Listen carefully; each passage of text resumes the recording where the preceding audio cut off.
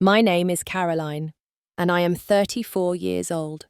Right now, I am sitting in my car with my hands shaking on the steering wheel. We just left my husband's family dinner 3 hours ago, and I cannot stop replaying what happened. I thought tonight would be different. After 11 years of marriage, I believed his family might finally accept me. But what unfolded at that dinner table was worse than anything I could have imagined. My daughter Emma is in the back seat, and I can hear her quiet sobs. My heart feels like it is breaking into pieces. I never thought my husband could be so cruel. But what Emma said in that dining room changed everything. Before I tell you what happened at that dinner table, I want to know where you are watching from.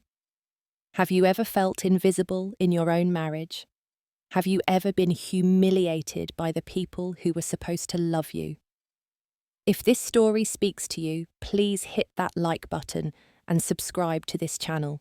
What my 10-year-old daughter did took more courage than anything I have ever seen. Stay with me because you need to hear how she became my hero. Now let me take you back to where it all started. I married David 11 years ago. He was 37 when we met, and I was working as a nurse at St. Mary's Hospital in Milwaukee. David worked as a software engineer and his family was wealthy. They lived in a beautiful neighborhood on the north side of the city. When David first asked me out, I felt like the luckiest woman alive. He was charming, successful, and he made me laugh. We got married after dating for 2 years, and a year later we had our daughter Emma. She is 10 years old now, in 5th grade, and she is the smartest, most sensitive child I have ever known. Our life looked perfect from the outside. We lived in a 2-story house in the suburbs with a green lawn and a white fence. I stopped working full-time 3 years ago to take care of Emma, and now I work part-time at a small clinic 3 days a week. It gives me time to be there for my daughter after school, help with homework, drive her to piano lessons and soccer practice. David always said he appreciated what I did for our family. At least that is what I thought. But his family was a different story. From the very beginning, they made it clear I was not good enough for their son. David's mother, Patricia, was 62 years old and had the coldest blue eyes I have ever seen. She never hugged me, never asked how I was doing. His father, Richard, was 65 and barely spoke to me. He just followed whatever Patricia said. Then there was Diane, David's younger sister. She was 32, worked in marketing, and always found ways to make me feel small. She would comment on my clothes, my hair, the way I raised Emma, and Brian, David's younger brother at 29, just ignored me completely. He would sit at family gatherings, glued to his phone, acting like I did not exist. I tried so hard to fit in with them. At every holiday dinner, every birthday party, I would bring homemade dishes, thoughtful gifts, and a smile on my face. But they would barely acknowledge me. They never asked for my opinion on anything. When we sat down for meals, I was always placed at the far end of the table, away from the main conversations. I would watch as they laughed and talked with David, completely leaving me out. When I brought this up to David, he would just pat my hand and say, "They just need time to warm up to you." I believed him. I kept hoping that one day they would see me as part of the family. This particular dinner was supposed to be different. It was Richard's 65th birthday, and the whole family was gathering at their mansion on Lake Drive. David's parents lived in a 3-story house with an iron gate and a sprawling yard. It was the kind of place that made you feel small just looking at it. When David told me about the party, he seemed excited. "Dad specifically asked for you to come," he said. "I think they are finally ready to accept you as part of the family." My heart soared when he said that. Maybe all those years of trying had finally paid off. I spent 2 whole days preparing for this dinner. I baked my special apple pie from scratch, the recipe my grandmother taught me. I bought a new navy blue dress that I thought looked elegant, but not too fancy. I got my hair done at the salon and even put on makeup, which I rarely did anymore. Emma was excited too. She wore her favourite pink dress and spent hours drawing a picture for her grandfather. It was a beautiful watercolour painting of the lakefront, and she was so proud of it. On the drive over, Emma sat in the back seat singing along to the radio. David held my hand while he drove, and I remember thinking, this is it. Tonight everything changes. The drive took 45 minutes from our house. I kept thinking about the first time I met David's family. I had been so nervous that I could barely eat. I remembered how Patricia had looked me up and down like she was inspecting a piece of furniture, how Diane had asked me where I bought my shoes, then wrinkled her nose when I told her, how Richard had shaken my hand limply and turned away without a word. But David had been there beside me then, defending me gently, telling them I was special. I held on to that memory as we pulled up to the mansion. The sun was setting, casting long shadows across the perfectly manicured lawn. Diane's car and Brian's truck were already parked in the circular driveway. I took a deep breath, squeezed Emma's hand, and told myself, "You can do this." When Patricia opened the door, her face fell slightly. "Oh, you are here," she said flatly. No smile, no hug, no warmth, just those 3 words that made my stomach drop. I forced a smile and said, "Happy birthday, Richard. We are so glad to be here." Patricia stepped aside without responding, and we walked into the grand foyer. The house smelled like roasted meat and expensive perfume. I could hear voices coming from the living room. Diane was sitting on the cream-coloured sofa, scrolling through her phone. When she saw me, her eyes swept over my dress. "Nice dress, Caroline," she said with a smirk. "Is it from Target?" I felt my cheeks flush. "Actually, I got it from a boutique downtown," I replied, trying to keep my voice steady. Diane just laughed lightly and went back to her phone. Brian was standing by the window, completely absorbed in texting someone. He did not even look up when we entered. Richard was sitting in his leather armchair reading a newspaper. He glanced at us, gave a slight nod, and returned to his paper. Emma ran over to her grandmother with her painting. "Grandma, I made this for Grandpa," she said, her face glowing with pride. Patricia took the painting and held it at arm's length. "That is nice, dear," she said, without any enthusiasm. She set it down on the side table without another word. Emma's smile faded. I wanted to say something to defend my daughter, but I bit my tongue. David walked over to his father and handed him a wrapped gift. "Happy birthday, Dad," he said warmly. Richard's face lit up. "Thank you, son.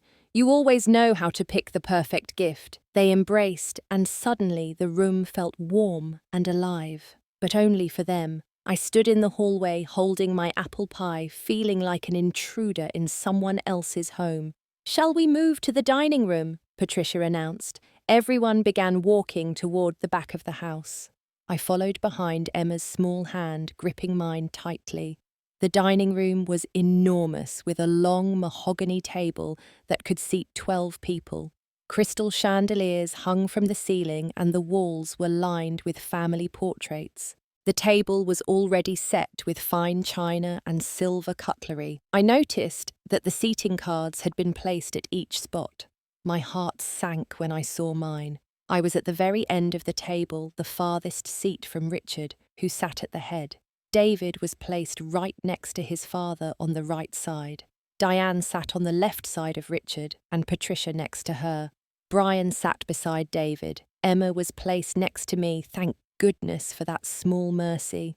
As we sat down, I looked at the spread of food. There was perfectly roasted beef, creamy mashed potatoes, roasted vegetables, fresh salad, and bottles of red wine. It looked delicious, but my appetite had disappeared. Patricia began serving the food, making sure to give Richard and David the best cuts of meat. When she got to my plate, she barely put anything on it. "I assume you are watching your figure," she said with a tight smile. I did not respond. I just stared at my nearly empty plate. The conversation started light. They talked about the weather, Richard's golf game, and some family friends I had never met. Then Patricia turned to Diane. "So, Diane, tell everyone about your promotion," she said, beaming with pride. Diane sat up straighter. "Well, I was just promoted to marketing director at my firm," she said, glancing at me. "It comes with a significant raise and a corner office." Everyone congratulated her. Patricia reached over and squeezed Diane's hand. I am so proud of you, sweetheart. You are so talented, unlike some people who just buy store-bought pies and call it effort. The table went silent for a moment. I realized she was talking about me. My face burned with embarrassment. I had made that apple pie from scratch, spent hours on it, but no one had even acknowledged it. David did not say anything.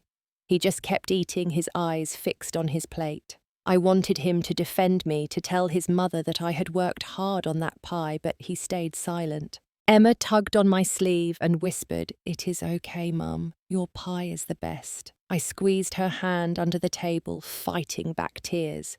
Then the conversation shifted to Brian. Patricia asked about his new house. "I just closed on a place in the East Side," Brian said proudly. $500,000. 3 bedrooms, 2 bathrooms, and a huge backyard. Richard raised his glass. That is my boy, building wealth, making smart investments. They all toasted to Brian's success. I sat there, invisible, as they celebrated, everyone except me. Then Patricia turned her cold gaze toward me. "So, Caroline," she said slowly, as if speaking to a child, "still working part-time at that little clinic?" The way she said little clinic made it sound like I was working at a lemonade stand. I straightened my shoulders.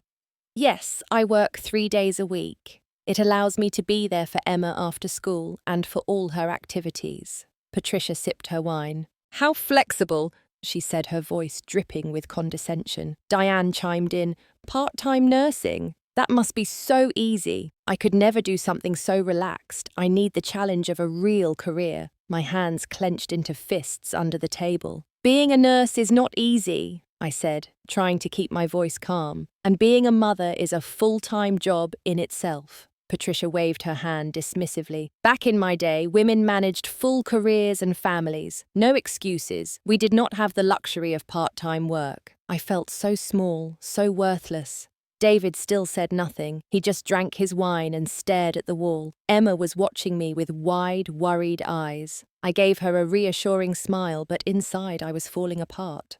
Richard changed the subject, asking David about his latest project at work. David perked up, talking animatedly about software development and upcoming deadlines. His father listened intently, asking questions showing genuine interest. I realized that in all the years I had known this family, Richard had never once asked me about my work, not once. I was invisible to them, and my husband was allowing it to happen. As the main course continued, the conversation took a darker turn. Patricia started talking about parenting, and I knew immediately where this was going. "You know," she began, looking directly at Emma. "Emma seems a bit shy, not like Diane's children." Diane had 2 kids, both loud and confident, to the point of being obnoxious, but Patricia thought they were perfect. "Emma is thoughtful and sensitive," I said firmly. "Those are strengths, not weaknesses." Diane laughed. "Or maybe she just needs more socialization. Children need structure and discipline, not constant coddling." Patricia nodded in agreement. "Exactly. Too much hovering creates weak children. They need to be pushed, challenged, toughened up." I could feel my blood boiling. "I am not hovering," I said, my voice rising slightly. "I am being present in my daughter's life. There is a difference." Brian finally looked up from his phone. "Geez, Caroline, why so defensive?" he said with a smirk. Several people around the table chuckled quietly. I glanced at Emma. Her face was red and her small hands were balled into fists on her lap. I wanted to grab her and leave right then, but I stayed. I kept telling myself it would get better. David cleared his throat, and I thought he was finally going to say something in my defense. Instead, he said, "Well, Caroline does tend to be a bit protective, maybe too protective sometimes." I stared at him in disbelief. Was he seriously taking their side? "Excuse me," I said quietly. He would not look at me. "I am just saying Em could probably benefit from being a little more independent," he mumbled. My heart cracked. This was my husband, the man who promised to love and protect me, and he was throwing me under the bus in front of his family. Patricia smiled, clearly pleased. See, Caroline, even David agrees. You need to loosen your grip. I could not speak. My throat felt tight, and my eyes were stinging with unshed tears. Emma reached over and grabbed my hand. Mom, she whispered, can we go home? I wanted to say yes. I wanted to scoop her up and run out of that house, but something inside me refused to give them the satisfaction. I swallowed hard and said, We are fine, sweetheart. Then Richard spoke up. David, when are you getting that promotion you have been working toward? David sighed heavily. Still working on it, Dad. Things have been complicated at home. My stomach dropped. What did he mean by that? Patricia leaned forward. Complicated? What do you mean? David finally looked at me, and there was something in his eyes I had never seen before. Resentment. Well, you know, he said slowly, having to handle everything because Caroline's schedule is so limited. I felt like I had been slapped. What? I said, my voice barely above a whisper. I handle all the household chores, all of Emma's activities, the grocery shopping, the cleaning, the cooking, everything. David set down his fork. Come on, Caroline, let's be honest here. The house is not always clean. Dinner is not always ready when I get home. I am carrying most of the load. Diane let out a small laugh. Wow, David, that sounds rough. I could not believe what I was hearing. This was not the man I married. This was a stranger. Patricia seized the opportunity. A wife should manage her home properly, David. That is the foundation of a strong marriage. If the home falls apart, everything else follows. I wanted to scream. I wanted to tell them all how much I did, how much I sacrificed, how I gave up my full-time career to raise our daughter while David focused on his work. But the words would not come. I just sat there frozen as they tore me apart piece by piece. David kept going. And the money situation. Part-time does not really help much, does it? I am paying for everything while you work a few hours a week. My voice shook when I finally spoke. We agreed I would work part-time until Emma was older. You said you were fine with it. You said it was the right choice for our family. David shrugged. I know what we agreed. I am just saying it has been harder than I expected. Maybe I did not realize how much pressure it would put on me. Emma's grip on my hand tightened. I looked down and saw tears streaming down her face. My baby was watching her father destroy her mother, and there was nothing I could do to protect her from it. David, I said, my voice breaking, how can you say these things? He would not meet my eyes. I am just being honest, Caroline. Maybe it is time we had this conversation. Brian spoke up again. Damn, David. About time you stood up for yourself. Richard nodded slowly. A man has to set boundaries in his own home. I felt like the walls were closing in. These people, this family I had tried so hard to be part of, were enjoying my humiliation. They were relishing every moment of my pain. Patricia stood up to refill the wine glasses. As she passed behind my chair, she leaned down slightly. You know, David, she said loudly enough for everyone to hear, it is not too late. A man of your caliber deserves better than this. The room went completely silent. I turned to look at David, praying he would finally defend me, finally tell his mother she was out of line. Instead, he looked down at his plate and said nothing. David, I said, my voice trembling, are you going to say something? He took a long sip of wine and then said quietly, Mum is just being honest. Maybe we do need to make some changes. I pushed my chair back. The legs scraped loudly against the hardwood floor. I cannot believe this, I said. Diane rolled her eyes. Oh, do not be so dramatic, Caroline. We are just having an honest conversation. Patricia pointed at my chair. Sit down. You are making a scene. I was shaking all over, but I sat back down. I did it for Emma. She was crying openly now, her small body trembling beside me. I put my arm around her and whispered, It is going to be okay, baby. But I did not know if that was true. The tension in the room was suffocating. Everyone had gone back to eating, pretending like nothing had happened, but I could barely breathe. My mind was racing. How had things gotten so bad? When did David start feeling this way? Why had he never told me? Or had he? And I just did not want to see it. Richard stood up, holding his wine glass high. "Let us have a toast," he announced. "To family, to those who contribute and make us proud." Everyone stood except me and Emma. David got to his feet, raising his glass with the others. He looked down at me, and for a split second I thought I saw guilt in his eyes. But then he turned back to his father and smiled. "And to those who try their best?" David added his words laced with sarcasm. Light laughter rippled around the table. I could not take it anymore. "Try my best," I said, standing up so fast my chair almost fell backward. "I have given up everything for this family." My voice was louder than I intended, but I did not care anymore. David sighed like I was being unreasonable. "Have you though, Caroline, or have you just existed?" The words hit me like a punch to the gut. Patricia smiled, clearly satisfied. "David, finally, some honesty." I felt tears welling up, but I refused to let them fall. "What are you saying, David? What are you really saying?" He set his glass down hard on the table. "I am saying I am tired, Caroline. Tired of pretending everything is fine when it is not." Diane leaned forward, her eyes gleaming with interest. "Ooh, this is getting good." I ignored her and kept my focus on my husband. "Pretending you have never said anything to me about being unhappy. You have never told me you felt this way." David's face hardened. "Because you are so sensitive, Caroline. Every time I try to bring something up, you cry. You make me feel like the bad guy."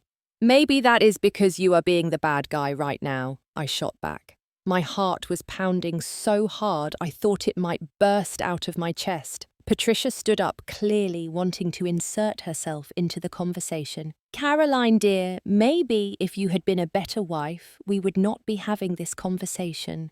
I turned to her, my hands shaking. "A better wife? I have spent 11 years trying to please you, trying to be good enough for your son, and nothing I do is ever enough." Richard cleared his throat.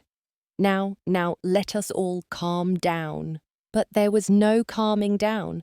This was years of frustration, years of being treated like an outsider, years of my husband allowing it to happen, all bubbling to the surface at once. David walked around the table toward me. For a moment, I thought he was going to comfort me, to apologize, to make things right. Instead, he stood 3 feet away and said the words that shattered my world. "I have been thinking about this for months, Caroline." His voice was cold, detached. "I do not think this is working anymore. I need a partner, not a dependent." The room spun. I grabbed the back of my chair to steady myself. "A dependent," I whispered. "I raise your daughter. I take care of your home. I support you in every way I can." David shook his head. "Part-time work, Caroline, that is all you do. 3 days a week while I carry everything. The mortgage, the car payments, the insurance, all of it." Brian let out a low whistle. "Damn David! Finally grew a spine." I wanted to slap him. I wanted to scream at all of them. But before I could say anything, Emma stood up. Her chair fell backward with a loud crash. Everyone turned to look at her.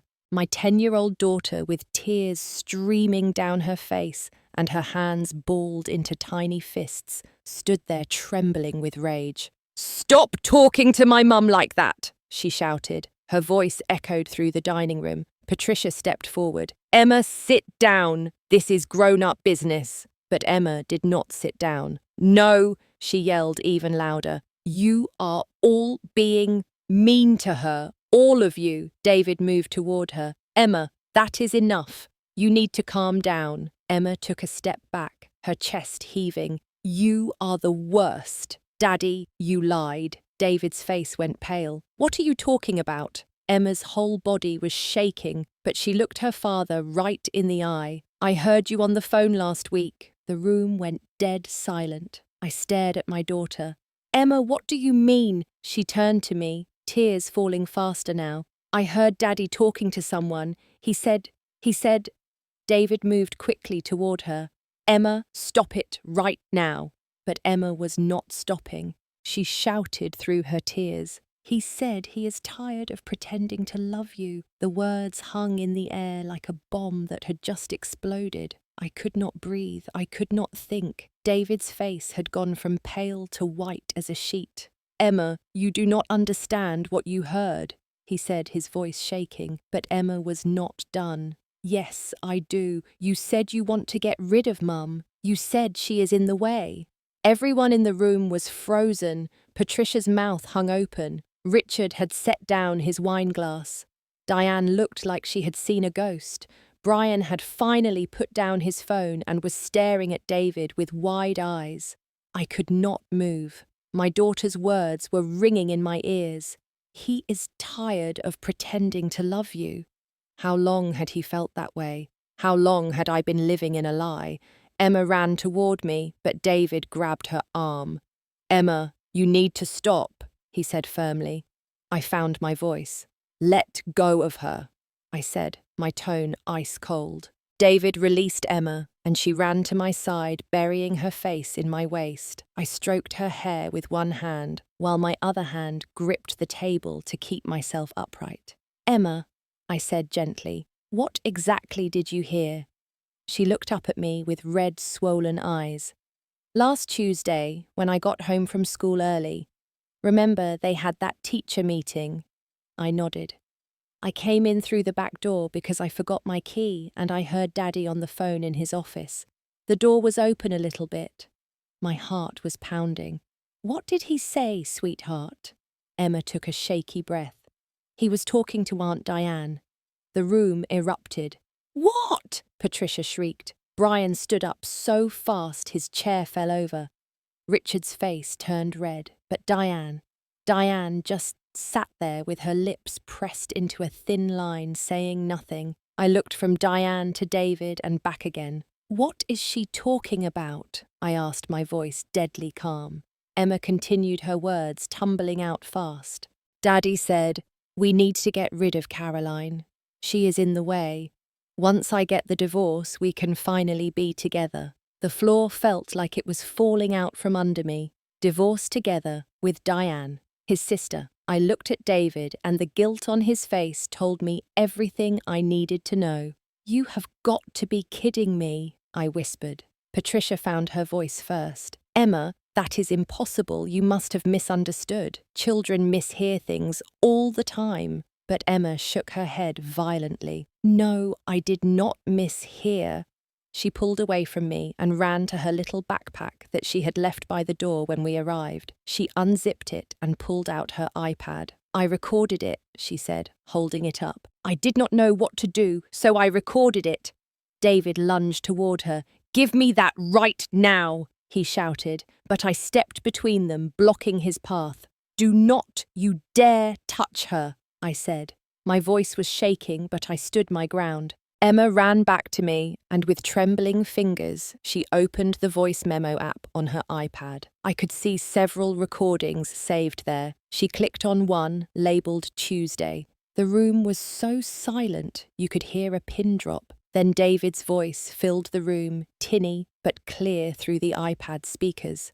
Diane, I cannot do this anymore. Caroline is holding me back from everything. My career, my happiness, my life. Once I get the divorce, we can finally be together like we have been planning. There was a pause and then Diane's voice responded. What about Emma? David's voice again. We will figure it out. She will adjust. Kids always do. What matters is us finally being together. The recording stopped. I looked around the room. Patricia had sunk into her chair, her face ashen. Richard was staring at his son like he did not recognize him. Brian was shaking his head in disbelief. And Diane was looking down at her hands, unable to meet anyone's eyes.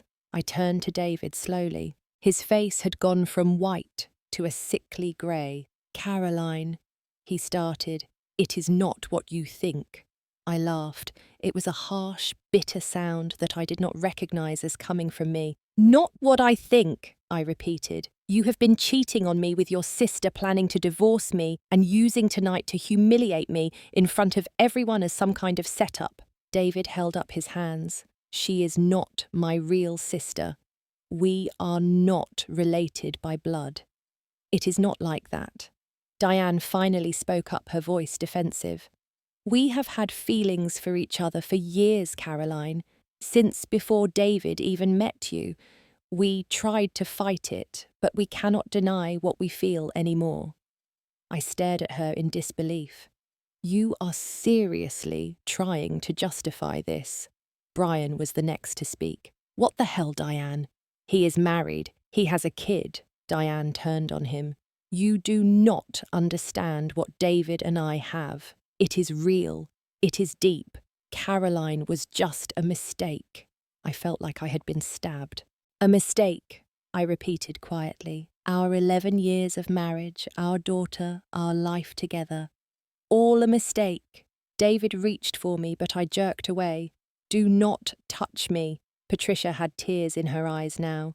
David, is this true? Have you really been carrying on with Diane? David ran his hands through his hair. Mum, Dad, I wanted to tell you. We were going to tell you after I got the divorce finalized.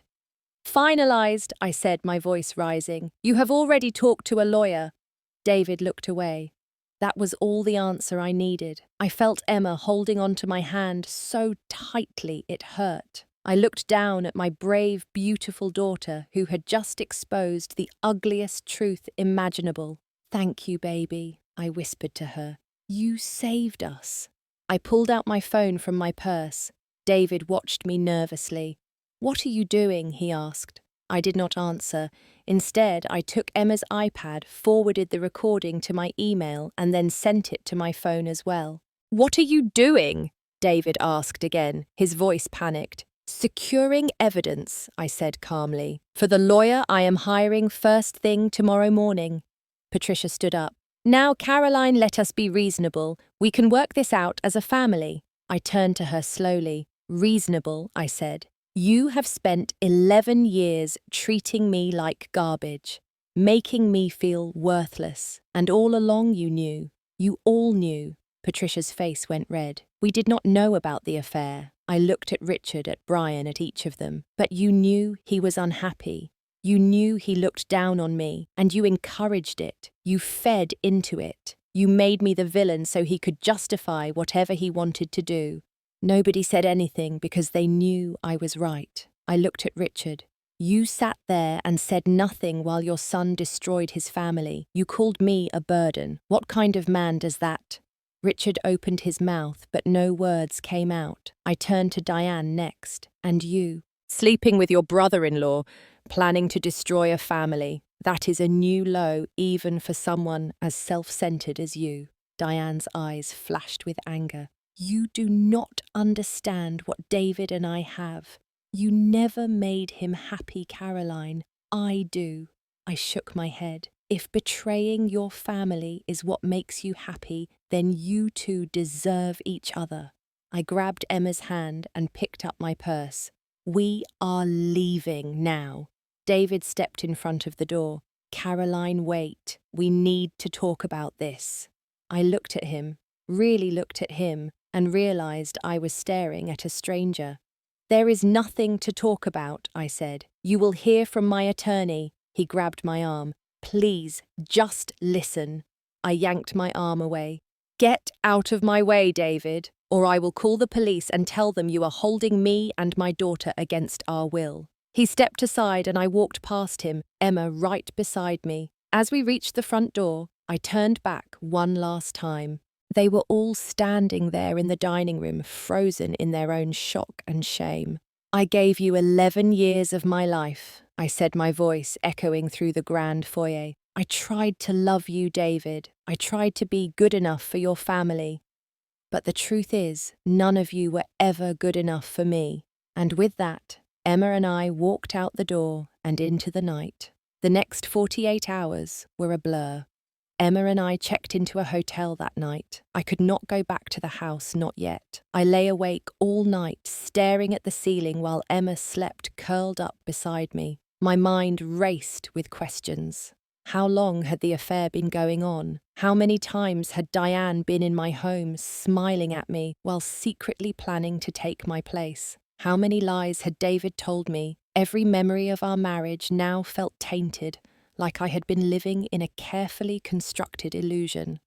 The next morning I called my mother.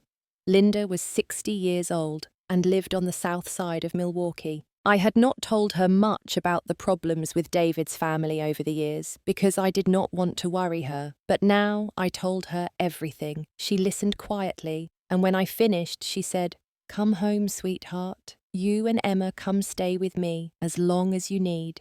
I cried for the first time since leaving that dinner, real heavy sobs of relief that I still had someone in my corner. But first, I had to find a lawyer. I did some research and found Margaret Anderson. She was 52 years old and had a reputation for being tough, fair, and brilliant in divorce cases. I called her office as soon as it opened and somehow got an appointment for that same afternoon. Emma stayed with my mother while I went to meet Margaret. Her office was small but professional, with diplomas covering the walls and a warm, comfortable couch where she invited me to sit. I told her everything. I showed her the recording Emma had made. Margaret listened intently, taking notes, her expression growing more serious as I spoke. When I finished, she set down her pen and looked me directly in the eyes. "Caroline," she said, "this is solid evidence of adultery and infidelity. In Wisconsin, fault-based divorce is an option, and this recording proves his intent to abandon the marriage. You will get full custody of Emma, and you will receive a significant portion of the marital assets." For the first time in 2 days, I felt a tiny spark of hope. "What do I need to do?" I asked. Margaret leaned forward. "First, we file for divorce immediately. We include the adultery as grounds. Second, we request a restraining order if you feel unsafe. Third, we document everything, every text, every call, every interaction. And fourth, you do not speak to David except through me." I nodded. "When can we start?" Margaret smiled. "Right now. Within 48 hours of that horrific dinner, I had filed for divorce." David started calling and texting immediately. The messages ranged from apologetic to angry to desperate. "Caroline, please. Let me explain. It was a mistake. I love you." Then, an hour later, "You are overreacting. You are tearing our family apart." I blocked his number and gave my phone to Margaret. She would handle all communication from now on. Emma asked me one night as we lay in the hotel bed, "Mum, did I do the right thing?" I pulled her close and kissed the top of her head. "You did the bravest thing I have ever seen, sweetheart. You saved us. You saved me." She hugged me tighter. "I love you, Mum. I love you too, baby. More than anything in this world." Within the week, we moved in with my mother. Her house was small, just a 2-bedroom cottage, but it felt like a palace compared to the coldness of David's family mansion. Emma and I shared a room, and every night before bed, we would talk about our day, about our feelings about the future. I was honest with her about what was happening. I told her that Daddy had made some very bad choices, and that we were going to be okay, just the two of us. The word spread quickly through Milwaukee's social circles. David worked for a prestigious tech company, and when rumors of his affair with Diane started circulating, his reputation took a massive hit. I did not spread the rumors. I did not have to. The truth has a way of coming out on its own. Diane worked at a marketing firm downtown, and within 2 weeks, she was let go. The official reason was downsizing, but everyone knew the real reason. Companies do not like scandal, especially when it involves affairs and destroyed families. Patricia called me once. I almost did not answer, but curiosity got the better of me. "Caroline," she said, her voice tight, "you are tearing this family apart." I laughed, a sound completely devoid of humor. "I am not tearing anything apart, Patricia. David and Diane did that all on their own. I am just refusing to be a victim anymore," she tried to argue. But Emma needs her father. You are being selfish. That was the moment I hung up. I blocked her number too. Brian surprised me by reaching out. He sent a text that said, "I am sorry, Caroline.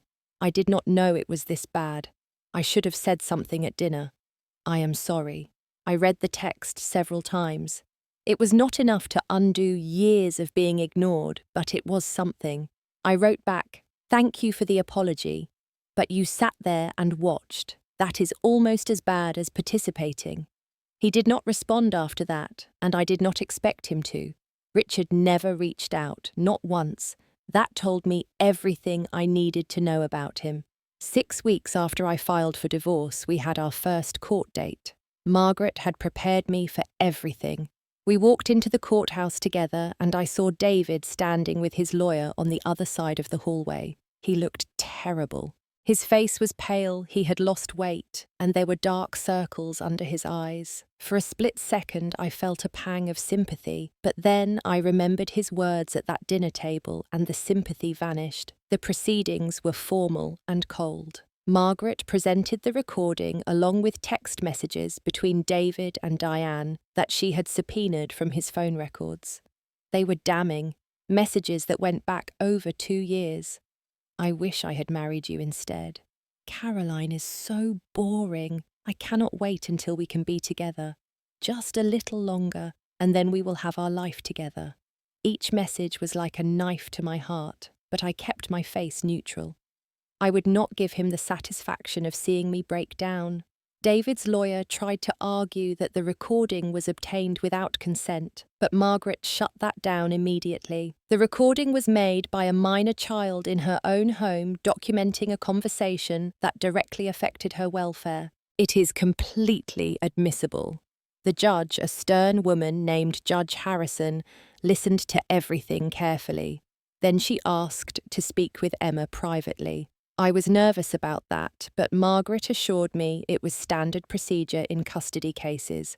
Emma was in that room with Judge Harrison for 20 minutes. When she came out, her eyes were red from crying, but she walked straight to me and hugged me tight. I did not know what she had said, but I trusted my daughter.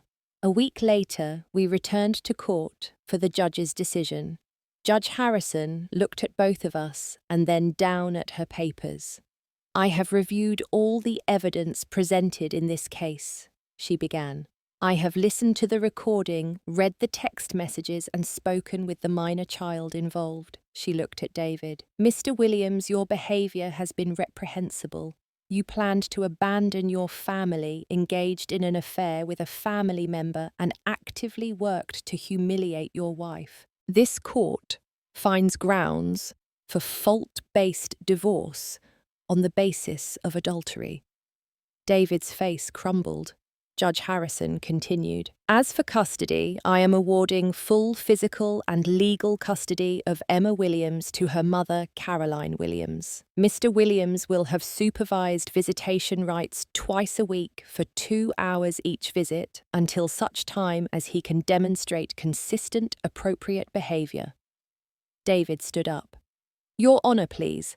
I need more time with my daughter." Judge Harrison cut him off. "You should have thought about that before you planned to uproot her entire life for your affair. Sit down." He sat. The judge turned to the financial matters.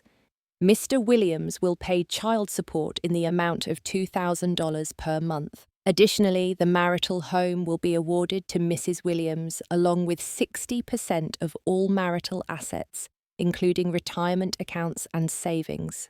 Mr. Williams will retain 40%. Furthermore, Mr. Williams will be responsible for all attorney fees incurred by Mrs. Williams in this proceeding." I could barely breathe. It was more than I had hoped for. David looked like he had been punched in the stomach. His lawyer whispered something to him, but he just shook his head. When court was dismissed, David tried to approach me. "Caroline, please. Can we talk?" I looked at him, this man I had loved for so long, and felt nothing but pity. "We have nothing to say to each other, David. You made your choices. Now you get to live with them." I walked away and did not look back. 6 months have passed since that court date. Emma and I moved back into our house after David moved out all of his belongings. It felt strange at first, being in that space without him, but slowly it started to feel like ours. I repainted Emma's room in her favourite shade of lavender. I turned David's office into a reading nook with a cosy chair and shelves full of books. I planted flowers in the garden, something I had always wanted to do but never had time for. The house began to feel like a home again, not just a place where we existed.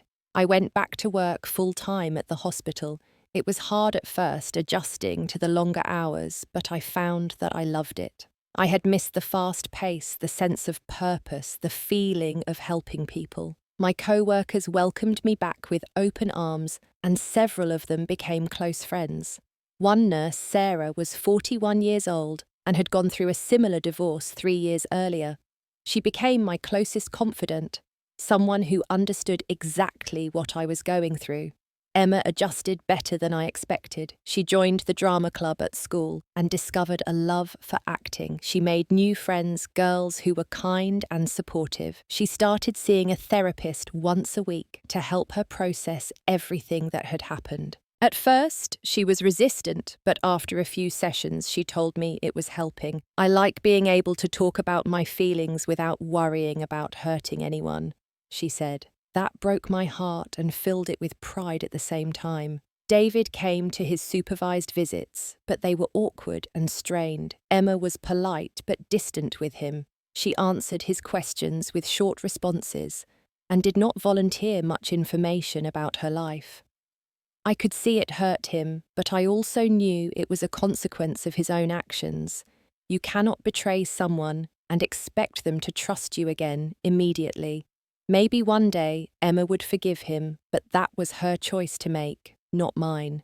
Diane left Milwaukee altogether. I heard through the grapevine that she moved to Chicago and was trying to start over there. David did not follow her. Apparently, once the affair was exposed and the consequences became real, their great love story fell apart. I was not surprised. Relationships built on betrayal rarely last. Patricia sent me a letter about 4 months after the divorce was finalized. It was a formal, stiff apology that felt more obligatory than genuine. I am sorry for my role in the difficulties of your marriage, it read. I should have been more welcoming. I read it once and then threw it away. Some apologies come too late to matter. I joined a support group for divorced women at a local community centre. There were 8 of us, all different ages and backgrounds, but we all shared the common experience of having our lives turned upside down by someone we trusted. We met every Thursday evening, and those meetings became a lifeline for me. I heard stories that were similar to mine and some that were far worse. I learned that I was not alone, that betrayal was more common than I had realised, and that healing was possible. I also started dating again, something I never thought I would do.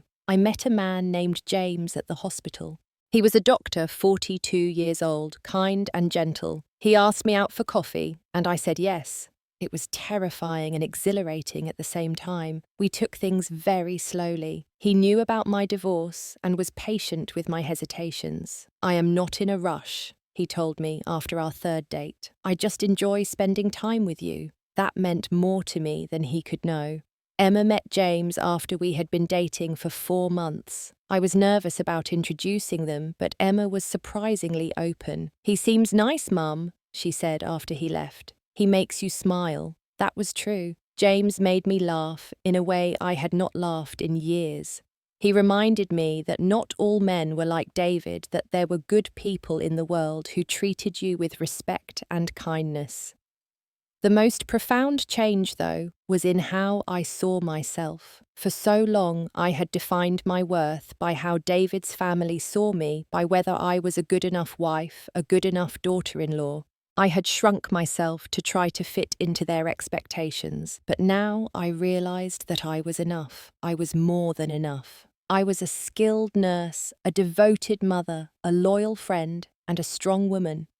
I did not need anyone's approval to know my value. One Saturday afternoon, Emma and I were sitting on the porch drinking lemonade and watching the sunset. She turned to me and asked, "Mum, are you happy now?" I thought about that question. Was I happy? I was happier than I had been in years. I was free from a marriage that had become a prison. I was free from a family that had never valued me. I was free to be myself without apology. "Yes, baby," I said, pulling her close. "I finally am." She rested her head on my shoulder. "Good. You deserve to be happy." We sat there in comfortable silence, watching the sky turn shades of pink and orange. I thought about that terrible dinner 6 months ago, about how my world had shattered in one evening. But I also thought about Emma's courage, about how my 10-year-old daughter had stood up to a roomful of adults and exposed the truth. She had saved us both. I learned so many lessons from that experience. I learned that you cannot make people love you, no matter how hard you try. I learned that staying silent in the face of disrespect only teaches people that they can continue to disrespect you. I learned that sometimes the people closest to you are the ones who hurt you the most. But I also learned that you are stronger than you think, that your children are watching and learning from how you handle adversity, and that walking away from toxicity is not giving up. It is choosing yourself. I also learned that betrayal, as painful as it is, can be a gift in disguise. David's affair forced me to see the truth of my marriage, a truth I had been avoiding for years. I had been unhappy for a long time, but I had convinced myself that if I just tried harder, if I was just a better wife, things would improve. The truth was that no amount of effort on my part could fix a relationship where I was not valued or respected. David and his family did not destroy me. They freed me. There are still hard days. Days when I feel lonely, when I wonder if I will ever fully trust someone again, when I worry about how Emma will navigate relationships in the future after witnessing what she did. But those days are fewer and farther between now. Most days I wake up feeling grateful. Grateful for my health, for my daughter, for my job, for my friends, for the simple freedom to live my life on my own terms. Emma is thriving. She got the lead role in the school play, and I sat in the front row on opening night, tears streaming down my face as I watched her shine on stage. After the show, she ran to me and hugged me tight. "Did you see me, Mum?" "Did you see? I saw you, baby," I said. "You were magnificent," and she was, my brave, brilliant, beautiful daughter who had saved us both. As for David, I do not know where he is now or what he is doing, and I do not care. He is a chapter in my life that is closed. I do not hate him. Hate requires energy and emotion that I would rather spend on the people who matter. But I do not forgive him either, at least not in the way that means reconciliation. What he did was unforgivable, but I have found peace with it. I have accepted that he showed me exactly who he was, and I chose to believe him. People often ask me how I found the strength to leave, to fight, to rebuild. The truth is, I did not find the strength. It was always there. I just needed someone to show me it was okay to use it, and that someone was a 10-year-old girl who loved her mother enough to stand up to the adults in the room and tell the truth, no matter how scary it was. Emma gave me permission to fight for myself, and for that I will be forever grateful. Sometimes the worst betrayal leads to the best freedom. I am living proof of that. I am free from pretending, free from shrinking, free from accepting less than I deserve. I am free to love myself, to build a life that brings me joy, to teach my daughter that she should never settle for anything less than respect and kindness. And that freedom, hard-won and painful as it was, is the greatest gift I have ever received. So, if you are watching this and you find yourself in a situation where you are being disrespected, where you are being made to feel small, where you are being taken for granted, I want you to know something. You are not alone. You are not crazy. You are not overreacting. You deserve better, and you have the strength within you to walk away and build something new. It will be hard. It will be scary, but it will be worth it. Because on the other side of that pain is freedom, and nothing in this world is more valuable than that. Have you ever been in a situation where someone you trusted betrayed you? How did you find the strength to move forward? I would love to hear your story in the comments below. And if this story resonated with you, please hit that like button and subscribe to this channel. Share this with someone who might need to hear it today. Thank you for listening to my story. I hope it reminded you that you are stronger than you know, and that sometimes the ending you fear is actually the beginning you need. Take care of yourselves, and remember you are enough exactly as you are.